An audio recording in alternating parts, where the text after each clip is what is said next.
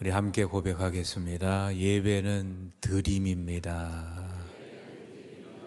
예배 오셔서 자꾸 영적인 얌체처럼 받고만 가시려고 그러면 안 돼. 예배 그 라트레이아라는 뜻은 드린다라는 뜻입니다. 하나님은요 가장 기뻐하시는 것이 이 찬양입니다. 찬양.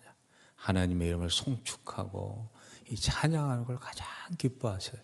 그러니까 예배 오시면 찬양할 때 듣기만 하지 마시고 영혼도 같이 찬양하시고, 앞에 찬양팀 찬양하면 같이 좀 박수도 치시고 하나님께 찬양 드리시기를 주의 이름으로 축복합니다.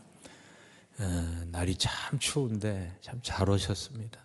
우리 옆에 성도님과 함께 잘 오셨습니다. 축복합니다. 성전에서 예배 드리는 것이 얼마나 큰 축복인지 몰라. 창세기 3장은요, 저는 목사지만 읽을 때마다 참 괴롭기도 하고 좀 시험에 빠질 때가 있어요. 무슨 뚱딴지 같은 소리겠냐 하시겠지만 하나님이 참 너무하신다 하는 생각을 많이 들어요.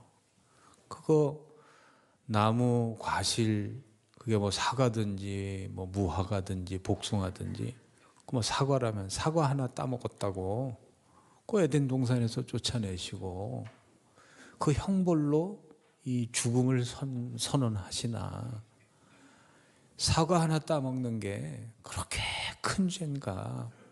그런 고민 안 해보셨어요? 저만 그런 거예요? 이 선악과를 따먹는 것이 정말 그토록 큰 죄인가? 오늘 말씀을 통해서 깨닫기를 소망합니다. 이 마귀를요 헬라어로 디아볼로스라 그럽니다. 디아볼로스의 뜻은 뭐냐면요, 이간질하는 존재, 관계를 분리시키는 존재. 그러니까 마귀는요 본질적으로 이간질하는 존재예요. 하나님과 인간을 이간질해서 관계를 완전히 파산시키는 존재. 그럼 마귀는 왜 하나님과 인간을 분리하고 이간질할까요? 이유는 딱 한 가지입니다. 물고기가 물을 떠날 수 없듯이 인간이란 존재는요 하나님을 떠나서 생존할 수가 없어요. 인간이란 존재는요 하나님께 기대어 사는 존재입니다. 물에서 떠난 물고기가 살아있으나 죽은 것처럼 하나님을 떠난 존재는요 살아있는 것 같지만 물 떠난 물고기예요. 하나님은 인간에게 있어서 물과 같으신 분이에요. 그런데 마귀는요 하나님과 관계를 파괴합니다. 하나님과 관계가 끊어진 그 자체가 죽음이에요. 이 단계가요 오늘 창세기에 보면 아주 명확하게 나타나 있습니다. 마귀가 하나님과 인간의 관계를 파괴하기 위해서 첫 번째 하는 그러한 일이 뭐냐, 이 말로 하나님과 인간의 관계를 소원하게 만듭니다. 멀어지게 만들어요. 창세기 1장에 보면 3장 1절을 다시 한번 읽어주시면, 그런데 뱀은 여호와 하나님이 지으신 들짐승 중에 가장 간교하니라. 뱀이 여자에게 물어 이르되 하나님이 참으로 너희에게 동산 모든 나무의 열매를 먹지 말라 하시더냐. 이 뱀이요 하나님에 대한 이름을 호칭할 때 여호와 하나님이라 그러지 않아요. 하나님이라 그래요. 창세기 3장 내내 보면요 여호와 하나님이신데 하나님이라는 의도적인 하나님의 이름을 축소해서 하와에게 자꾸 들려줍니다. 이 여호와라는 하나님은 어떤 하나님이냐, 여호와 하나님은요 사랑의 하나님이시고 교제하는 하나님이시고 인간과의 약속을 영원히 지키시는 사랑의 하나님, 관계의 하나님, 교제의 하나님을 말하는 게 야훼, 여호와 하나님이에요. 그럼 하나님은 누구냐? 엘로힘 하나님은 창조주 하나님이십니다. 창조가 뭡니까? 혼돈의 질서를 부여하는 행위가 창조입니다. 그러니까 이 뱀이요 하나님 엘로힘이라고 자꾸 부르는 것은 하와에게 의도적으로 하나님은 너에게 질서를 부여하고 너를 통제하시는 하나님이고 너를 다스리시는 하나님이고 너의 자유를 구속하는 법의 하나님이다. 하나님은 공의의 하나님이시지만 사랑의 하나님이셔요. 하나님을 하와는요, 그전에는 여호와 하나님이라고 불렀는데 마귀가 엘로힘 하나님, 엘로힘 하나님 자꾸 하니까 그 다음에 보면요, 하와가 여호와 이름을 싹 빼버리고 자기도 하나님, 하나님 그래요. 여러분, 데살로니가 5장 22절에 보면 이런 말씀이에요. 악은 어떤 모양이라도 버리라. 이 말이라는 건요, 엄청난 힘이 있어요. 인간의 뇌는요, 물리적인 충격하고 말로 받는 충격을 동일하게 감지한대요. 그러니까 물리적인 상처하고 말의 상처가요, 뇌는요, 다르지 않아요. 그러니까 내게 이 마귀가 계속 말하는 그 말의 그런 충격은요, 이 뇌가 받는 충격은 물리적인 충격하고 똑같아요. 그래서 말의 충격을 계속 받으면요, 사람은 그 말대로 되는 겁니다. 하와의 말이 바뀌잖아요. 여호와 하나님에서 그냥 하나님으로 바뀌는 거예요. 그러니 마귀는요, 거짓말의 천재입니다. 이 마귀는 나면서부터 거짓의 아비예요. 전부 거짓의 아비예요. 하나님께서 에덴 동산에 선악과만 따먹지 말라 그랬는데 마귀가 뭐라 그럽니까? 하나님이 진짜로 정말로 참으로 너희에게 동산 모든 나무의 열매를 먹지 말라 그랬느냐? 이 마귀는 의도적으로 거짓말하는 거예요. 하나님의 통제 명령을 과장해서 하나님은 너를 통제하는 하나님이고 너의 자유를 구속하는 하나님이고 동산에 있는 모든 과실을 하나도 먹지 못하게 하는 그런 구속하는 하나님이야. 이러한 말을 들은 하와는요, 아니야 그래야 될 텐데 그 마음에 벌써 오염이 된 거예요. 이 악은요, 쉽게 감염이 됩니다. 그럼 뭐라 그래요? 창세기 3장 3절에 보면 하와가 이렇게 말합니다. 동산 중앙에 있는 나무의 열매는 하나님의 말씀에 너희는 먹지도 말고 만지지도 말라 너희가 죽을까 하노라 하셨느니라. 이 하와의 이 응답은요, 이 간단한 응답이 아니에요. 이 말에는요, 하나님의 말씀에 대한 왜곡과 하나님의 말씀에 대한 불신이라는 불행이 담겨져 있어요. 하나님께서 창세기 2장 17절에 선악과에 대해서 이렇게 명령하셨잖아요. 선악을 알게 하는 나무의 열매는 먹지 말라 내가 먹는 날에는 반드시 죽으리라 하시니라. 이 하나님의 말씀에 하와는 뭘 덧붙였죠?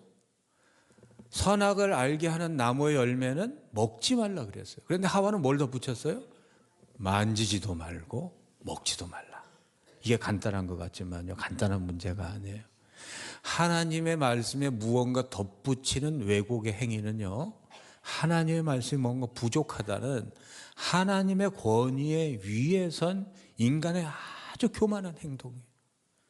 하나님의 말씀은 그 자체로 완벽하고 완전한 말씀인 줄로 믿습니다. 그런데 인간이 교만해지면요, 하나님의 말씀이 부족한 것처럼 자꾸 덧붙입니다. 그리고 해석을 해요. 그러니까 이 하와가 하나님께서 이 선악과는 만지지도 말고 먹지도 말라 이 말은요, 표면적으로 보고 외면적으로 보면 이 하와가 하나님의 말씀을 잘 지키려는 그러한 아주 조심스러운 선포 같지만 사실 본심은 그렇지 않아요. 하나님은 이 나를 과잉 통제하시려는 과잉 통제자라는 것을 은근히 비추는 거예요. 그 선악과가 뭐길래 만지지도 못하고 내가 먹지도 못하게 하나님은 말씀하시는가? 하나님의 명령을 왜곡해서 덧붙이는 행위예요. 여러분, 하나님의 말씀에 덧붙이는 행위는요, 요한계시록 보면은 계시록에는 모든 재앙을 그 사람이 받으리라 이렇게 기록이 되어 있어요. 왜냐하면 하나님의 말씀은요, 그 자체로 순전하고 완전합니다.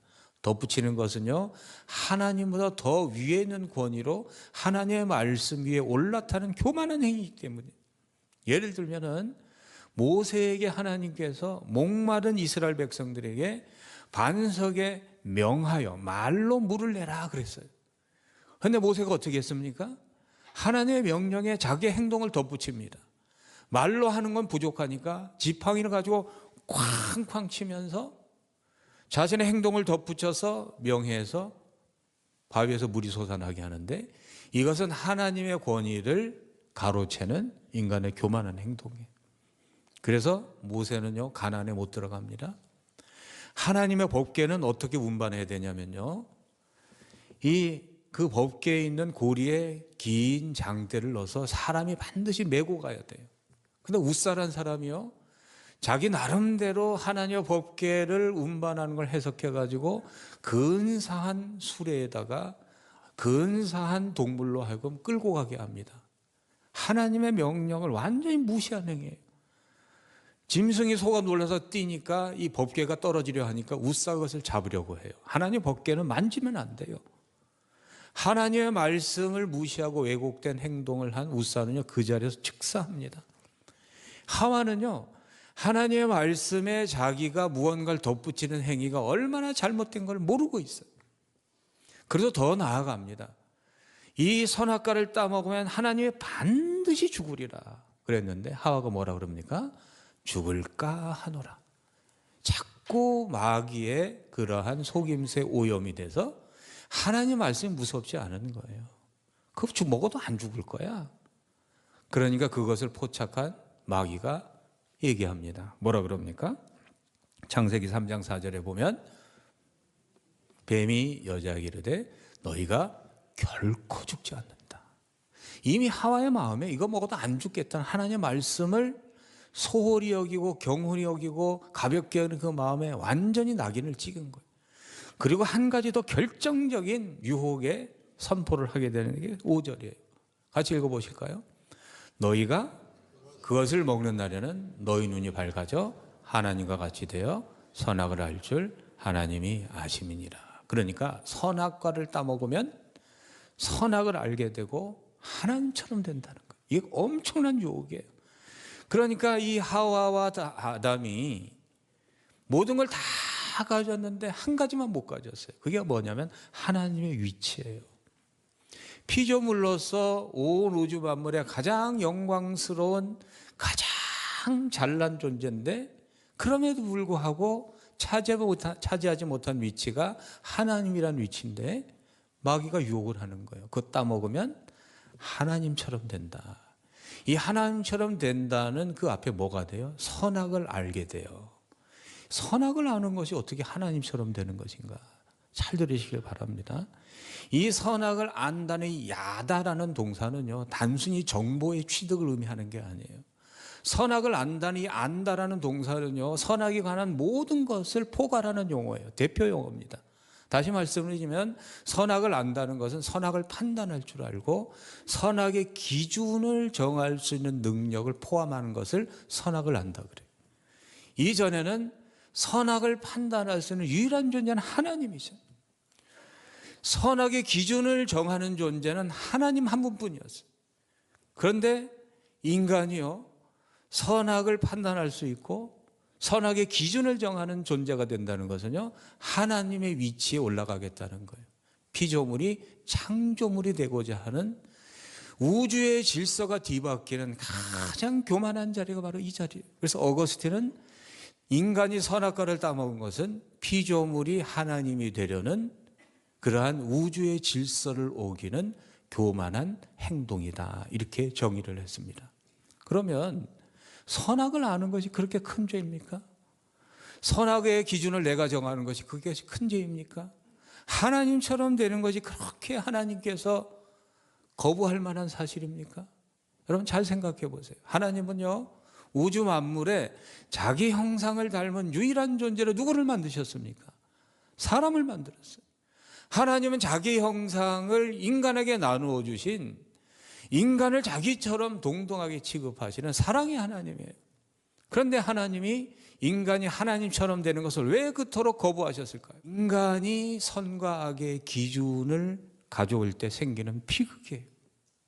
이러한 인간의 그러한 교만이 지속되면요, 인류 사회는 벌써 파괴됐어요. 하나님은 그것을 막으시기 위해서 자신이 선악을 알지도 못하고 선악의 기준을 알지 못하는 존재가 선악의 기준이 되려는 그 존재는 더 이상 존재할 가치가 없다. 너는 흙으로 왔으니 흙으로 돌아가라 명령하신 거예요. 이 인간이요, 죄를 짓고 난 다음에 가장 먼저 한 행동이 뭘까요? 선악과를 따먹고 나서 눈이 밝아진 다음에 가장 먼저 무슨 일을 했죠? 무화과 잎을 남아서 만들어가지고 어떻게 했어요? 가렸습니다. 사람이 죄를 지면요, 가장 먼저 하는 행동이 가리는 행동이에요. 숨는 행동이에요. 자꾸 감추려고 그래요. 왜 그렇죠? 다윗이 죄를 지은 다음에 떳떳하게 다녔나요? 자기의 죄를 자꾸 감추려고 그래요. 우리아의 아내를 범해놓고 자기 죄를 감추려고 전쟁에 있는 우리아를 데려와서 아내와 합방하게 합니다. 그걸 거절하니까 전쟁터 내보내가지고 소리 없어 죽여버려요. 왜 그럴까요? 자기의 죄가 드러나면은 왕에서 쫓겨날까 두려운 거죠. 여러분, 죄를 지면요, 따라오는 두 가지 현상이 있는데 수치와 숨김과 두려움이에요. 인간은요, 자신의 수치를 드러내는 것에 두려움이요, 죽음보다 더 두려운 거예요. 이게 인간의 비극이에요. 아담과 하와는 자신의 수치와 자신의 그러한 죄악이 드러나면은 에덴에서 쫓겨나고 죽을까 두려우니까 자꾸 숨는 거예요. 근데 하나님께서 어떻게 하십니까? 아담아, 내가 어디 있느냐? 아담아, 내가 어디 있느냐? 이건 하나님께서 아담과 하와가 어디 있는지 몰라서 하시는 말이 아니에요. 어딘지 알고 계셔요. 아담아, 내가 어디 있느냐고 물어보시는 하나님의 이 물음은요, 너의 위치가 지금 어디 있느냐? 너 내가 창조한 피조물인데 너 나의 위치에 와 있구나. 창조주의 위치에 와 있구나. 너의 위치가 어딘지 생각해봐라. 너 제자리로 돌아가라, 그 말이에요. 이 모든 우주 만물은요, 자기 자리에 있을 때 가장 아름답습니다. 남편은 남편의 자리, 아내는 아내의 자리, 군인은 군인의 자리. 군인이 자기 자리 싫다 그래가지고 타령하면 사형이에요. 고래가 아무리 뛰어난 동물이라 해도 물에서 벗어나면 죽는 거예요. 사자가 아무리 뛰어난 짐승이라 해도 자기 자리에 벗어나서 물속으로 뛰어들어가면 죽는 거예요. 사람도 마찬가지예요. 피조물의 위치에 벗어나서 자기 자리에 벗어나면 죽는 거예요. 이 인간의 이 수치, 인간의 이 두려움, 이것을 어떻게 해결할 수 있을까요? 이 동양 문화는요, 사실 수치가 죽음보다 더 두려운 겁니다. 그런데 예수님께서 이 땅에 오신 이유가 있습니다. 우리 히브리서 12장 2절 우리 같이 한번 읽어보겠습니다.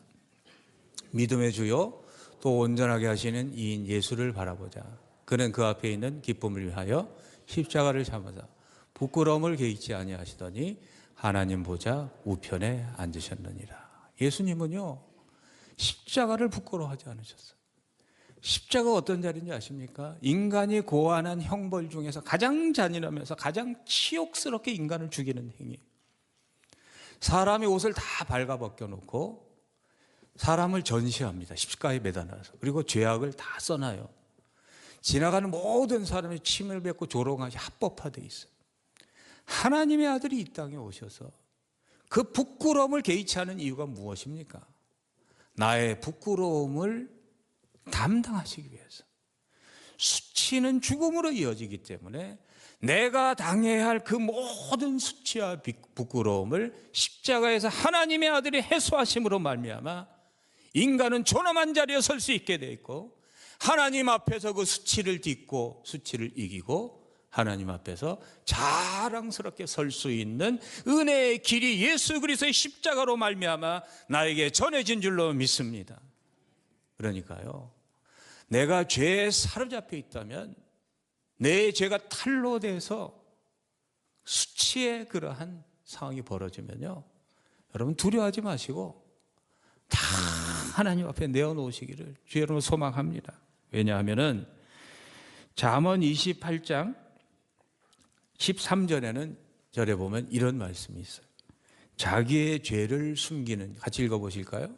자기의 죄를 숨기는 자는 형통하지 못하나 죄를 자복하고 버리는 자는 불쌍히 여김을 받으리라. 자꾸 죄를 숨기고 죄의 탈로로 인한 자신의 존재의 상실에 대한 두려움으로 자꾸 도망가면요, 그 인생은 죽음밖에 없어요. 그러나 자기의 죄를 하나님 앞에서 드러내고 자복하는 자는요, 살 길이 열릴 줄로 믿습니다. 예수님이 그것을 위해서 오신 거예요. 이 아담과 하와가 죄를 짓고 나서 다가온 불행이 뭐냐? 관계 파괴예요. 죄는요, 하나님과 인간의 관계를 파괴합니다. 사람과 사람과의 관계도 파괴해요. 여러분, 지난주에 아담이 하와를 처음 보고 뭐라 그랬습니까? 너무너무 사랑스러워서 당신은 내 뼈 중에 뼈요 살 중에 살이다. 바로 그래놓고 죄를 짓고 하나님이 너 왜 그랬냐 그러니까 하나님이 창조하시고 나에게 주신 저 여자 때문에 그랬다는 거예요. 이게 죄가 가져다주는 관계 파괴. 가장 사랑스러운 대상이 혐오의 대상으로 바뀌는, 인간이 살아내는 삶 중에서 가장 불행한 현실이 되는 것, 그것이 죄의 결과예요. 여러분, 창세기 3장이요 오늘 내게 주는 그러한 하나님의 깊은 메시지가 있어요. 선과 악을 안다는 것은 단순한 정보의 취득이 아니에요. 선과 악의 기준이 내가 되겠다는 자기 중심의 선언이에요. 예를 들면 가정을 한번 볼까요? 이 가정은요, 가정은 천국이 돼야 되는데 가정이 지옥이 되는 경우는 어떤 경우가 되느냐? 돈이 없어서가 아니에요. 자문의 말씀에 보면은 마른 떡 하나, 정말 초가집에서 마른 떡 하나 가난하게 살아도 화목하게 살면 거기가 천국이지만, 고래등 같은 부잣집에서 고기 먹으면서 싸우면 거기가 지옥이라고 그랬어요. 왜 싸울까요? 여러분, 가정은요, 부부는요, 남편과 아내가 결합을 하게 되면 반드시 발생하는 현상이 있는데 기준의 충돌이 일어납니다. 내가 살아왔던, 내 가정이 살아왔던, 내 가문이 살아왔던 기준하고 저쪽 집안의 기준의 충돌이 일어납니다. 여러분, 가정이 천국이 되려면요, 내 기준을 내려놓고 너의 기준으로 살아야 될 줄로 믿습니다. 왜냐하면요, 하나님의 아들 예수 그리스도가 그렇게 사셨어요. 하나님의 기준을 내려놓고 이 땅에 인간의 기준으로 살아내셨던, 나의 기준이 아니라 너의 기준으로 살아주셨던 예수의 마음이 내 가정에 임하여 내 가정이 천국이 될 줄로 믿습니다. 내 기준과 달라도 자기 기준을 포기하고 너의 기준으로 살았던 그 아내의 넓은 마음. 내 기준이 맞는 것 같은데 남편이 하도 저렇게 고집을 피우니 너의 기준으로 살아주신 그 아내 내려놓는 마음이 내 가정을 지킨 거예요. 그러니까 내 기준대로 살아서 내 가정이 잘 된 게 아니고, 꼬락서니가 눈꼴 사나워도 내 기준이 아니라 너의 기준으로 살아준다라는 아내의 자기 내려놓음이 있었기 때문에 여러분의 가정이 평안한 줄로 믿으시기를 바랍니다. 그러면요, 남은 인생 한번 다시 살아주죠. 아직 늦지 않았으니까 내 기준으로 살지 말고 너의 기준으로 한번 살아주시기를 주의 이름으로 축복합니다. 그러니까 천국이 어디냐? 나의 기준을 내려놓고 너의 기준으로 한번 살아보는 것, 그것이 천국인 줄로 믿습니다. 지금까지 내 기준으로 살았다면 남은 인생 한번 아내 기준으로 한번 살아보세요. 지금까지 내 기준으로 살았다면 앞으로 남편 기준으로 한번 살아보세요. 힘드실 거예요. 그러나 거기가 천국인 줄로 믿으시기를 바랍니다. 우리 예수님이 그렇게 살아주셨어요. 하나님의 아들이 이 땅에 오셔서 아담과 하와는 먹지 말라는 거 꾸역꾸역 먹었지만 우리 예수님은요, 먹을 수 있는데도 안 먹으셨어요. 돌을 떡으로 만들어 먹으시는 능력이 있는데 안 드셨어요. 왜냐하면 사람이 떡으로만 사는 것이 아니고 인간의 욕망으로 사는 것이 아니고 하나님으로 사는 것이라는 것을 보여주시기 위해서. 인간은 40일 굶어도 하나님으로 살면 거뜬하게 살 수 있다는 것을 보여주시려고 안 먹으신 거예요. 십자가의 죽음 앞에서 예수님은요, 자기의 뜻을 꺾고, 아담은 자기의 뜻을 관철하기 위해서 하나님께서 금지한 선악과를 따먹었지만 예수님은 하나님의 뜻을 위해서 십자가의 삶을 받아내시려고 자신의 뜻을 꺾으신 분이에요. 이 예수님을 따라가는 것이 바로 천국의 회복인 줄로 믿습니다. 창세기 3장에서 깨진 천국의 모형은 예수 그리스도 안에서 다시 완성이 됩니다. 우리 마천 세계로 모든 교우들이 예수님의 자기 내려놓음, 자기 기준에 내려놓음, 그 기준을 나의 기준이 아니라 너의 기준으로 한번 살아보는 거룩한 성도 되시기를 주의 이름으로 축복합니다. 기도하겠습니다. 하나님 감사합니다. 선악과를 따먹은 그것이 얼마나 인간의 교만의 모습인지 알게 하여 주시니 감사드립니다. 선악의 기준을 내가 정하고 나의 기준이 절대적이라는 것을 강요하는 것이 얼마나 큰 불행을 낳는 것인 것을 알게 하시니 감사드립니다. 나의 기준이 아니라 너의 기준으로, 나의 기준이 아니라 하나님 기준으로 사는 하나님의 백성들 되게 하여 주시옵소서. 예수 그리스도 이름으로 믿고 기도하옵나이다. 아멘. 지금은 나의 수치를 가리워 주시기 위해 십자가의 수치를 기쁨으로 담당하셨던 예수 그리스도의 은혜와 하나님의 영원하신 사랑하심과 성령님의 함께하심의 역사가 오늘 말씀 듣고 화목을 추구하는 존재로 살기를 소망하고 돌아가는 전 세계로 모든 교우들 머리 위에 그 가정과 자녀와 삶의 자리 위에 주의 몸된 성전을 위해 수고하고 애쓰시는 모든 헌신의 손길 위에 지금도 질병과 고난 속에서도 믿음으로 싸우고 있는 사랑하는 권속들 머리 위에 지금부터 영원토록 함께 하시기를 간절히 축원하옵나이다.